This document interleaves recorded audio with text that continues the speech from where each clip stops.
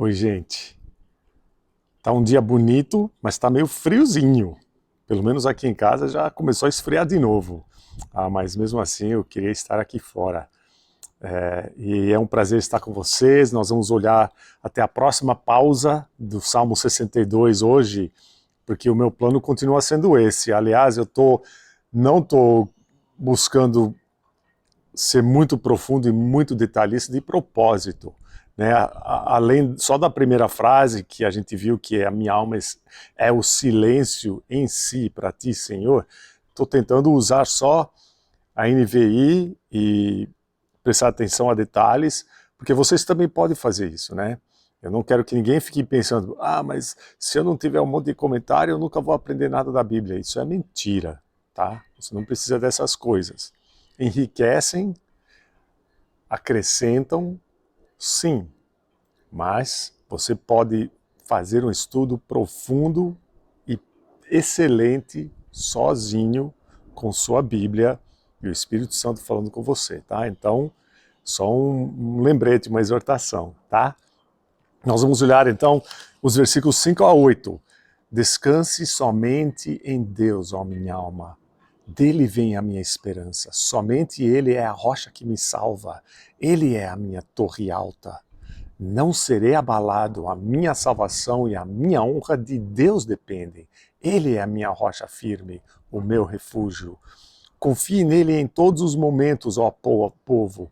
Derrame diante dele o coração, pois ele é o nosso refúgio. Pausa. Vamos orar. Obrigado, Pai amado, que nos próximos minutos o Senhor tem algo para ensinar para cada um de nós.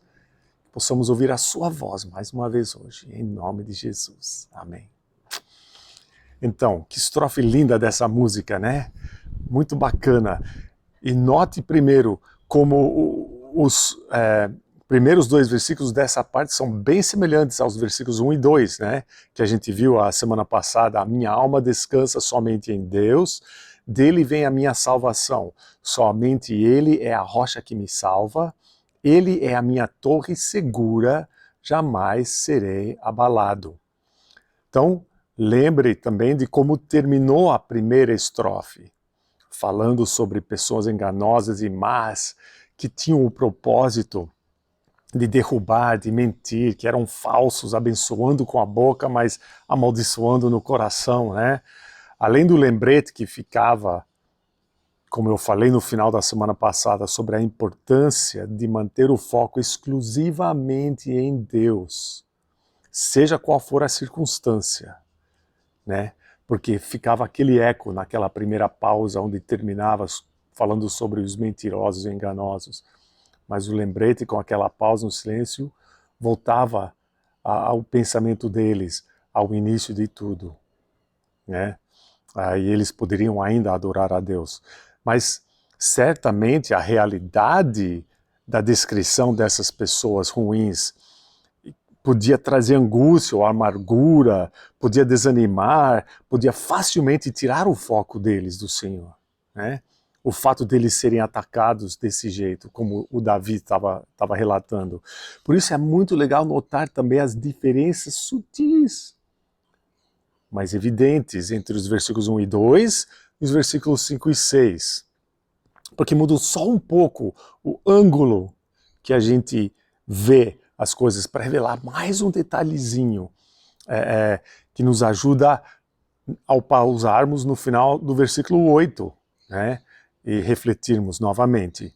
Primeiro, em vez de ser uma afirmação, como no versículo 1, onde Davi fala, a minha alma descansa, é bem provável que por ser lembrado da fragilidade da sua própria alma e sentimentos com relação a essas pessoas más e falsas, o Davi muda de descansar para descanse, né?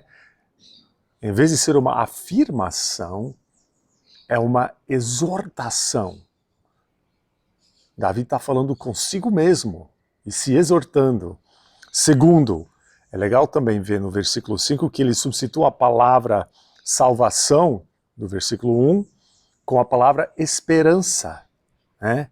Lembrando a si mesmo que por causa de ser salvo, ele tem uma certeza de um evento futuro que irá acontecer. E lembre que eu já falei em outro estudo sobre a diferença entre o uso do mundo dessa palavra esperança, que para eles é uma questão de se algo vai ou não acontecer, enquanto que para o cristão a palavra esperança é só uma questão de quando alguma coisa vai acontecer que nós sabemos que vai acontecer, né? Então, como vocês já sabem, dos meus versículos favoritos é Hebreus 6,19, né, que conclui após dar algumas razões diferentes e irrefutáveis do porquê. O escritor diz: temos esta esperança como âncora da alma, firme e segura. E o rei Davi está se encorajando com essa mesma esperança, essa mesma âncora para a vida dele, porque é baseado em fatos verídicos, né? E ele sabia que essas coisas futuras iriam acontecer porque Deus disse que iriam, né? Terceiro, a gente vê outra diferença, essa vez comparando os versículos 2 e 6. Agora, em vez de Davi falar sobre segurança que Deus dá a ele fala: tu és a minha torre segura, né? Agora ele fala: ele é a minha torre alta. Interessante, né? Ele muda só uma palavra, afirmando para si mesmo, lembre-se, né? Que Deus é a torre alta dele. Por que alta em vez de segura, né? Porque quando você está numa torre alta, a sua perspectiva muda. É completamente diferente. Todos vocês que já foram para algum lugar alto para ver coisas bem próximas lá embaixo ou muito longe, né? A diferença de, por exemplo, um prédio ou o Pico do Jaraguá, né? Mas de qualquer forma, as coisas que pareciam ser grandes e até enormes não são mais. Com essa outra perspectiva, ficam pequenininhas, né? Lembre que Davi tinha mencionado a sua posição elevada e a tentativa das pessoas más de o derrubarem de lá, né? Palavras e ações más, pessoas insinceras, ataques mentirosos, tudo mais. Ameaçam a perspectiva tão importante que nos mantém inabaláveis, né? Porque ele fala, eu não serei abalado, né? E é por isso que após se exortar, ele pode terminar esse versículo 6 afirmando mais uma vez que ele não vai ser abalado, né? E no versículo 7 ele continua a encorajar a si mesmo, agora que ele já se lembrou de várias verdades indestrutíveis e inalteráveis sobre o seu Deus, né? Os ataques dessas pessoas com o alvo de derrubá-lo não podiam o atingir a não ser que ele permitisse isso, através de dar bola, através de deixar que essas palavras o atingissem e atrapalhassem a sua perspectiva, né? Mas ele também se lembrou do fato que a sua salvação e a sua honra dependiam de quem? De Deus, né? Ele, Deus, é a rocha firme e o refúgio do Davi. No versículo 7, como a gente já leu, né? É isso que ele diz: a minha salvação e a minha honra de Deus dependem. Não dependem de outros, né? E no versículo 8, notem bem, porque tem uma grande lição aqui para todos nós, tá? Depois que o Davi se encorajou, né? Através de realinhar a sua perspectiva, ele encoraja outros, inclusive nós, né? Olha, coisas ruins podem nos atrapalhar, mas só por um tempinho curto. Se nós temos conhecimento e estamos desenvolvendo sabedoria, como a gente estudou em Provérbios 3, né? E confiamos em Deus, nós vamos rapidamente renortear, né? Realinhar a nossa perspectiva. E assim a gente vai poder consolar e fortalecer, exortar, encorajar outros com os mesmos fatos que a nossa perspectiva corrigida fez por nós. É exatamente isso que o Davi faz no versículo 8. Porque ele tinha se exortado e lembrado e reorientado para ter o seu foco novamente em Deus e na palavra e promessas de Deus. Então, no versículo 8, ele pode falar: confie nele em todos os momentos, ó povo. Derrame diante dele o seu coração, pois ele é o nosso refúgio. Legal, né? Eu e você somos iguais. Não dá para encorajar os outros se nós não estamos encorajados. Temos que primeiro acertar aqui dentro para podermos ajudar outros, né? E foi exatamente isso que o Davi fez. E quando Deus faz isso em nós, não é para a gente ficar celebrando e guardando para si, é para ajudar os outros, né? Se você tem algum versículo, um trecho que te ajudou e te encorajou, e você sabe de um irmão ou irmã que não está encorajado, use o que te encorajou para encorajar eles. Deus pode usar, tá entendendo? Passar para frente essas coisas. É isso que Deus quer. É isso que o Davi fez, né? E imediatamente depois de Davi nos encorajar e exortar, né?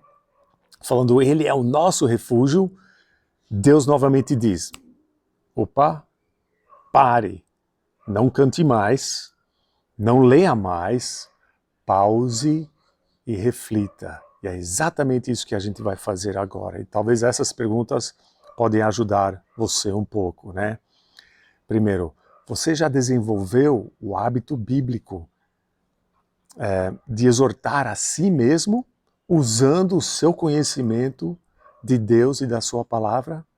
Olha, uma irmã compartilhou comigo essa semana que após o devocional da semana passada, ela estava numa situação onde ela sentiu que ela estava ficando desnorteada e ela começou a repetir para si mesma: minha alma é exclusivamente para Deus.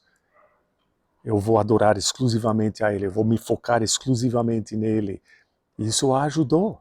É isso que é aplicar o que você aprende. Qualquer um pode fazer isso, né? Outra, você tem certeza absoluta da sua esperança ser apenas uma questão de quando e não se. 3. Você tem desenvolvido a capacidade de facilmente enxergar as suas circunstâncias do ponto de vista de Deus? 4. Você se preocupa demais com o que as pessoas pensam de você ou acham sobre você? Ou 5. Você consegue deixar na mão de Deus, sob o controle perfeito dele, até a sua reputação, a sua identidade, a sua honra? 6. Você tem paz porque você sabe que, independentemente do que é falado sobre você por aí, o Criador de tudo que salvou você se agrada contigo? E 7. Você confia nele o suficiente para de verdade derramar o seu coração perante ele, lembrando que ele já sabe mesmo, que nada escapa? Ele é o seu refúgio também. Ele é o meu. Se encoraje e depois encoraje alguém. Espero vê-los à noite. Obrigado, Pai. Que trecho maravilhoso. E qualquer um pode extrair essas verdades, se ler com atenção e cuidado, pedindo a sua ajuda, a sua orientação. Pai, fale a corações, até durante essa pausa que alguns vão fazer. Eu peço que o Senhor corte corações para cada vez mais pessoas levarem a sério a responsabilidade de se alimentarem na Tua Palavra, através dos estudos preparados para eles. E eu peço isso em nome de Jesus. Amém. Tchau, gente.